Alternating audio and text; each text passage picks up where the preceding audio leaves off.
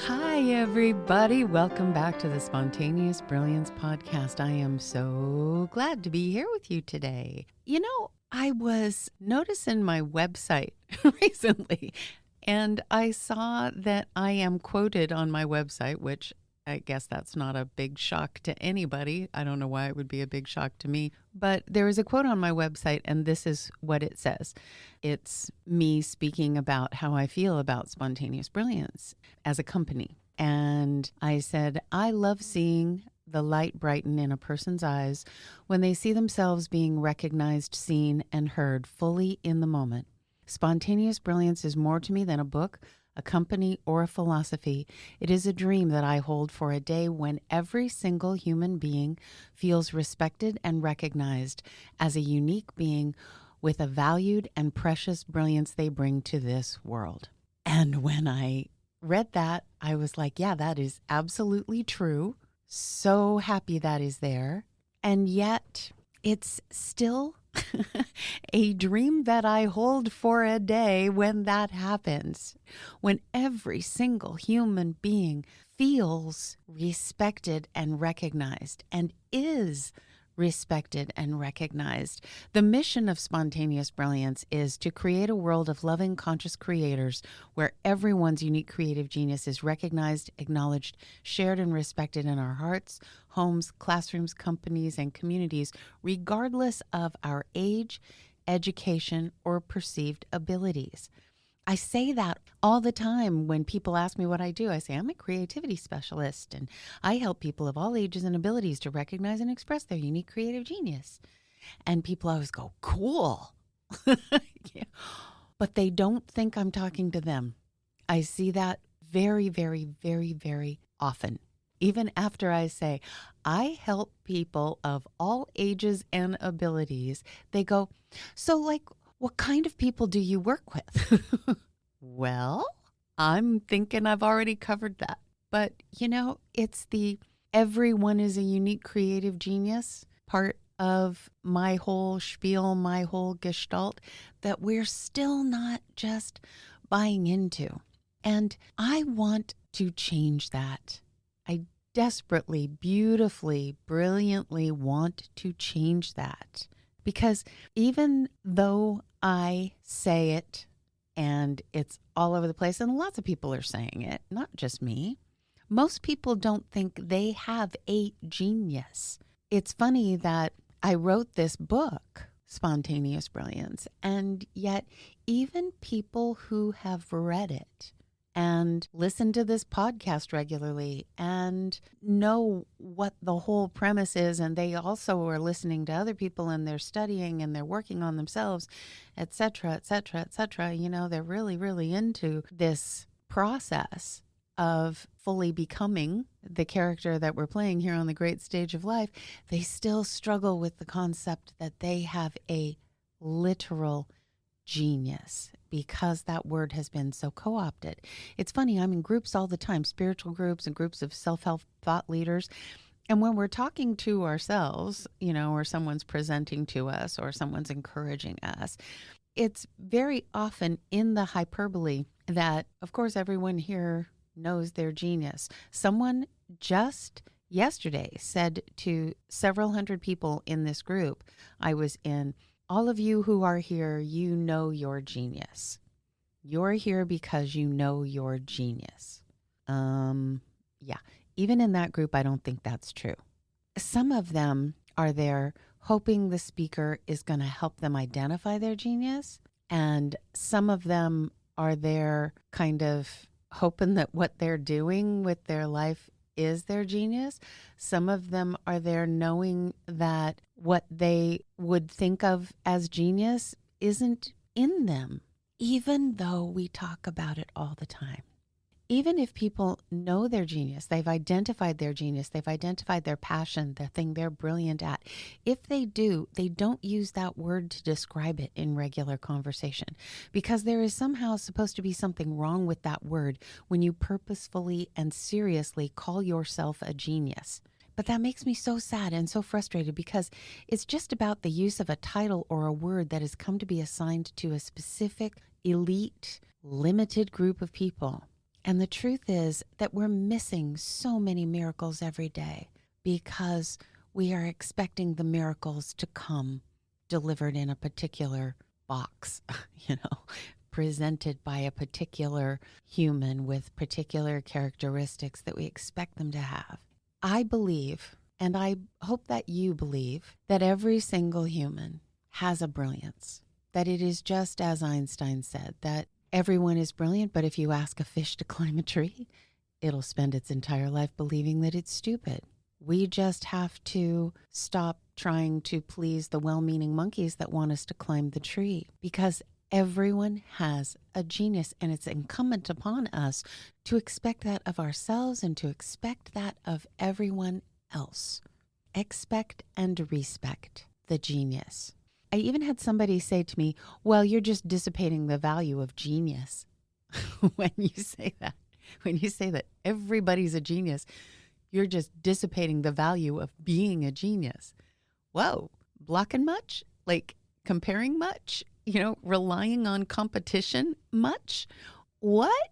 Everybody is a genius in some way, in their way, and not necessarily in the way that gets a high IQ score. This idea that it's dissipating the value of genius if we say that everyone is a genius. They literally said, if you say everyone is a genius, that makes no one a genius. No, that makes everyone a genius. It only dissipates the value if you don't honestly fully believe in the genius of each individual human being. Everyone is a unique creative genius, and the operative word there is unique. I've said it so many times, and I'll say it again here. There is no shortage of brilliance on this planet. There's just a reluctance to offer it and a resistance to accepting it. And we know to offer in every moment, and to accept, as in acknowledge what we are receiving from others. So we are accepting, we're saying yes to our own brilliance in this moment. We're saying yes. And this is what it is. Remember that the reluctance to offer it is so much about our fear that we're not going to be accepted, our fear that people are not going to like us or believe us or want us around if we're trying to share with them our genius, or if we're so bold as to imagine that we have one. But remember that comparison and competition is not natural. Don't compare, don't compete. Don't worry about what someone else thinks. That's when we get into trouble, when we compare, when we go, well, I'm not as good at that as this person, so maybe I should stop loving what I love to do and stop doing what I love to do, or at least just hide it in my house. If you love it, that is your sign. If you love it, if you think about it all the time, if you want to be a part of it, if you want to play in that playground, that's a sign. When I help people recognize and express their unique creative genius, remember, as I said a minute ago, the operative word there is not genius, it's unique. It is only yours. It came onto this planet in, as, and through you. Remember what Martha Graham said. There is a vitality. This is a quote. There is a vitality, a life force, a quickening that is translated through you into action. And because there is only one of you in all time, this expression is unique. And if you block it, it will never exist through any other medium and be lost. Yike! Let's not do that. Let's not block it. Let's offer it. Because you don't even know what the impact of sharing your unique creative genius could be until you share it consistently and persistently. You gotta allow for the fact that you are imbued with brilliance. You are a genius, and allow for the fact that it has nothing to do with something you learned after you got here. It's what you know in the core of your being. It's what you came to the planet with inside of you. It's who you are. It's how you show up easily and freely. And when I say easily and freely, I don't mean that you share it with other people easily and freely, because that's what I'm talking about. That's the problem, right? But sharing it doesn't necessarily come easily and freely, but that doesn't mean it's not beautiful and brilliant. But it's the thing that comes easily and freely and naturally to you. You were born onto this planet with it, with a propensity for it, with a tendency toward it, with a love of it. And a lot of times, I think that the reason we think it's not our genius is because it came easily and freely to us. And we think, oh, well, that can't be genius because that's just so easy. I just do that. I just know that. I just have that. No, that's the thing you came onto the planet with. That's the thing that flows through you, in, as, and through you. That is that spark of creation that is flowing in, as, and through you. So, since I brought up that the mission of Spontaneous Brilliance is to create a world of loving, conscious creators where everyone's unique creative genius is recognized, acknowledged, shared, and respected, let's do a couple of things today. Commit to a couple of things today in order to fulfill the mission, the dream that I have of this world being this beautiful place where everyone's unique genius is recognized and respected. So we're going to commit to two things today. I'm going to invite you to commit.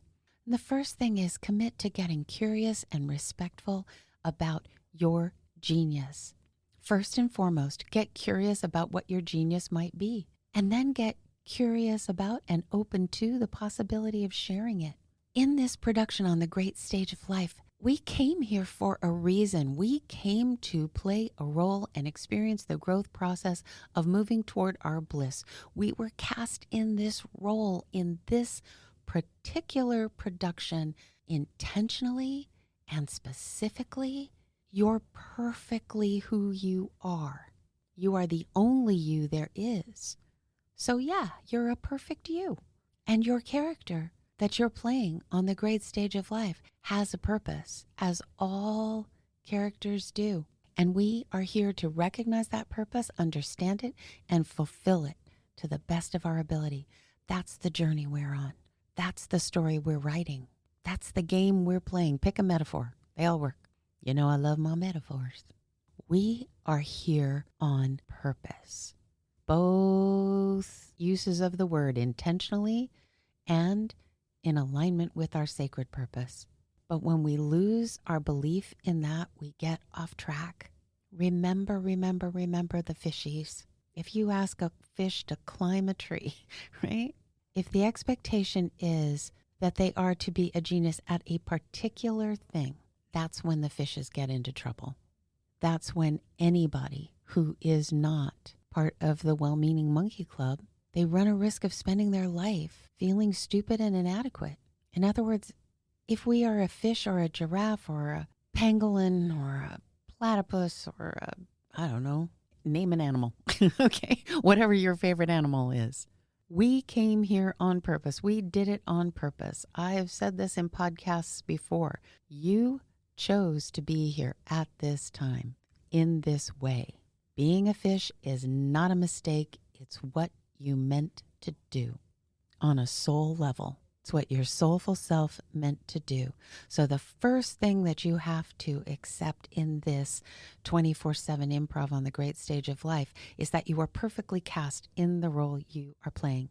Your job is to be the best you can be. And that comes with leaning into what your genius is. Doesn't matter what someone else's is. It doesn't matter if yours looks different. That's probably beautiful. Remember, comparing is where we get into trouble. As soon as we feel a passion and a desire, we want to start to learn how someone else does it. As soon as we get an idea, we want to check and see how somebody else did it, just in case, they've already got it figured out and we can get there faster. Oh, honey, let your ideas, let your truth germinate in you. You have whatever you need to bring your bliss, your purpose, your passion, your idea, your dream into fruition. Ralph Waldo Emerson said, "There is nothing capricious in nature. and the implanting of a desire indicates that its gratification is in the constitution of the creature that feels it. Listen to that one more time. There is nothing capricious in nature. There is nothing accidental in the universe. Okay, I'm going to rephrase Mr. Emerson. And the implanting of a desire, our soulful self incarnating as this character with a desire, tells us, he says indicates, I said tells us that its gratification is in the constitution of the creature that feels it, that the ability to fulfill that desire, to bring it to fruition, is inherent in the human form that is this character here on the great stage of life, because the desire was implanted on the soul level. The desire is being communicated with you from source, from your soulful self. So the most important thing is to honor who you naturally are. You're born perfectly enabled with whatever your brilliance is. And only you know what your calling is. Only you know what your passion and purpose is. It doesn't matter that you are the best by someone else's standards, because it's not a competition. It's about you showing up as the best you possibly can, and getting curious about that, and allowing yourself to unmask the things that you've been maybe told you shouldn't waste your time on, or maybe you thought, you had to have a backup plan and you fell back before you ever even got started with plan A. And so if you're in a job, if you're in a circumstance, if you're in an environment where you are feeling constricted and told no to being you, then you need to look at changing that circumstance and change it first in you. Because if you're in that circumstance, you have 100% responsibility, right? If you're in that circumstance, the problem might be in the circumstance, but also part of the problem has to be inside you. Has to be you allowing yourself to be held down, constricted, restricted by that environment. Because there are people who have written beautiful things while they were prisoners, just in their head. There are people that have invented things that they did not have the resources to actually build, but they invented them and they figured out a way to do it. They did not rely on the constrictions of their environment to give them an excuse not to offer their brilliance to the world. Knowing who you are is so important. And I mean knowing who you are on the inner. It's the essential place that your wisdom comes from. Your wisdom comes from you. It doesn't come from a book. It doesn't come from comparison to somebody else.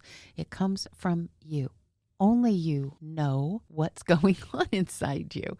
So you got to be honest with yourself. You've got to notice what you're thinking about your own genius. In the words of my youngest daughter, Brittany, she said, and I put this into Spontaneous Brilliance, she said, "I may never be the best photographer in the world, but there is no other photographer like me." And that is so, so true. And her photographs are gorgeous. That girl sees things that I don't see when we're looking at the same thing. And then she shows me the picture of what she took, and it's like, wow. That's gorgeous. I was looking over there and I didn't even notice that. Okay, let's take a minute to do that. Getting curious about your brilliance, your purpose, your passion, your genius. What is your genius? Tell me, or tell yourself right now out loud, or write it down. What is your genius? Okay, I'm going to ask it of you in another way. What are 5 things? 5 things. Don't block me now. What are 5 things that you are brilliant at? What are the things that you love that can lead you to your passion and your purpose? Things that you love to do, ways you love to spend your time that don't seem like genius. What if you imagine that they are? What if you find the love for what you love? What if you find the love for you and your unique creative genius? If you can find the love for something that you love to spend your time doing, really, really enjoy. And it really feels like you're doing something that feels good to you, is important to you with your time. And it wants to come out of you, whether it's writing or it's painting or it's running or it's, I don't know, whatever it is. Okay. What is that thing? And how would you change the way you go about it if you saw it as genius, if you saw it as precious, if you saw it as purposeful? What are you best at? What have you imagined being or doing that you have not tried or given any credence to? What have you imagined that you might love to do if this circumstance or that circumstance were just different? Well, make them different, or do it anyway without the circumstances being different. So I'm asking you to be curious about yourself. I'm asking you, ask yourself this: if you were born to give a gift to the world, which you were, imagine this: if you were born to give a gift to the world, what is it? Write it down or say it out loud, or do both. If you were born to give 5 gifts to the world, what are they? Because your genius doesn't need to show up in just one way, folks. It doesn't. Now, commit in this way. Once you've answered those questions, if you were born to give 5 gifts to the world, what are they? Commit to this. These are the gifts I was born to bring to the world. I commit to give them my attention and take action on them every day. I'm going to rephrase that. I commit to give them my loving attention and take action on them every day. You got to start by giving your genius some respect and attention. And it has nothing to do with how you fit in the strata among other people.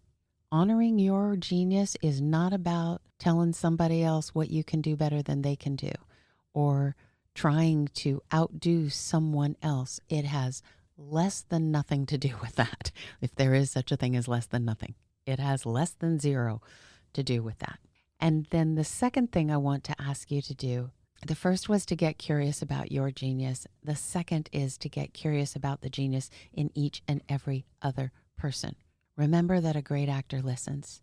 Remember that it's about making the other player look good in spontaneous brilliance land, right? So how can you support the performance of other players?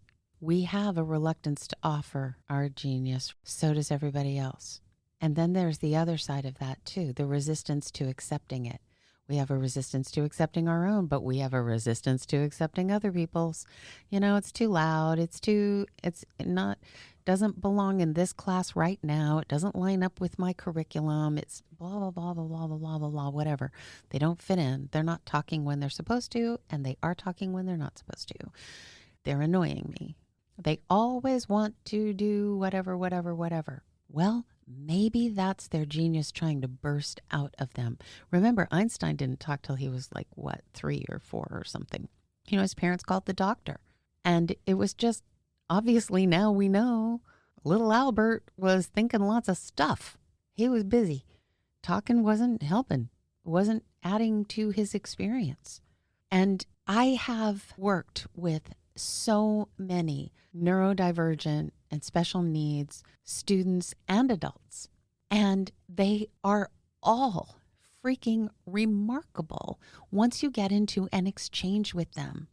And I say exchange because most of the time they're limited in their opportunities to share, to go back and forth, to noodle with somebody, to collaborate, to be nurtured in their creation.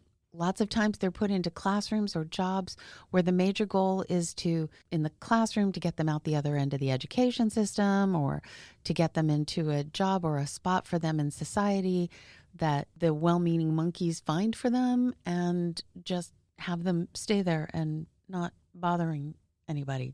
But for that pangolin that looks at the world completely differently, if we find the right space for that pangolin to just be, then they can really fully be themselves. But if we're finding the convenient place to stick them, which is a lot of times what's happening, and I'm not saying maliciously, that's why I call our monkey friends well-meaning monkeys.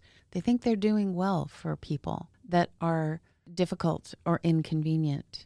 But people are inherently inconvenient. And people with a little neurodivergence or a lot of neurodivergence might be significantly inconvenient sometimes, but they are what I refer to as inconvenient angels. God bless them, because the amazing things that will come out of them if you listen, They are seeing so much we don't see. Just like I said about my daughter, Brittany, she's neurodivergent. She was born with fetal alcohol syndrome and has lots of neurological processing disorders and lots of stuff going on with her. I adopted her when she was 4, and yeah, she gave me a run for my money, literally a lot of times, because that girl could run fast. And yet there is so much beautiful brilliance there. We have to be willing to be curious about that brilliance. And we have to be willing to give the respect and attention to it, to allow it to come forward. And so no matter what age or perceived ability you think somebody has, or their education level, or whether you respect the job that they do, or you like the way they show up in the world, get curious about what is the gift they came to bring to this world. And so I'm going to ask you to commit to that today. Commit to finding, recognizing, and encouraging the genius in someone else every day. And not just complimenting somebody, not just saying, I like your shoes, or I like the way you did your hair today. I mean, that's nice. Compliment as many people as you want to. I'm not discouraging that. Everybody can use a lovely, just lovely comment. But ask them the same kind of questions I asked you. Scroll back in the podcast and listen to those questions again. You're recognizing and encouraging the genius in someone else every day. Are you brave enough to ask someone the questions that I asked you? If you were born to give a gift to the world, what is it? And even braver would be to say, I know you were born with 5 gifts to bring to the world. What are they? And then give them whatever time they need to think about it and process it. And I'm not just talking about the people in your life who might be special needs or neurodivergent. I'm talking about every single human being you meet. Your boss, your manager, your teacher, your partner, your mom, your dad, your brother, your sister, your bestie. Ask them and really listen to the answer. Generous actors listen. And then nurture that. Help to be in support of their performance, just as you are finding the love in your performance, find the love for their performance.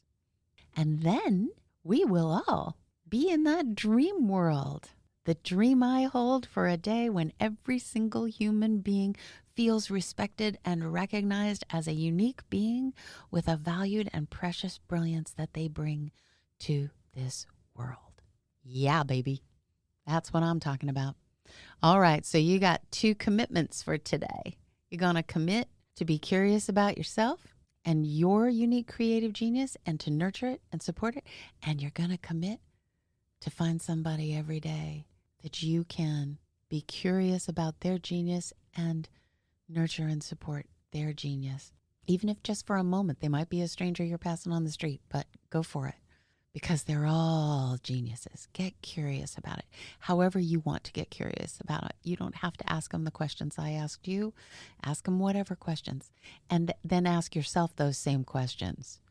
That's all I'm saying. Because every time you look in the mirror, you are looking at a unique creative genius with a passion and a purpose they came here to share. And doggone it, don't forget that.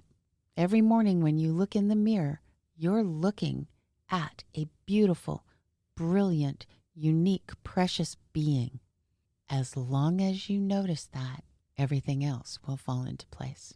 All right, my dears, that's it for this one.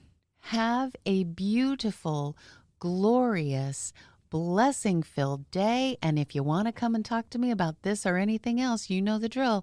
Send an email to podcast@spontaneousbrilliance.com, and Shelley will have a chat with me about getting you on here. Have a great one. I will talk to you again soon. Bye-bye. The Spontaneous Brilliance podcast is brought to you by Miracle Communications Group. Our producer is Michelle Oneida. Sound engineer is Corey Michaels at Corey Michaels Productions. Music is composed by Rex Miller. And I'm your host, Sandra Cavanagh. You can learn more about me and all things Spontaneous Brilliance at sandracavanagh.com or spontaneousbrilliance.com. And please join the conversation here at the Spontaneous Brilliance Podcast by emailing us at podcast@spontaneousbrilliance.com.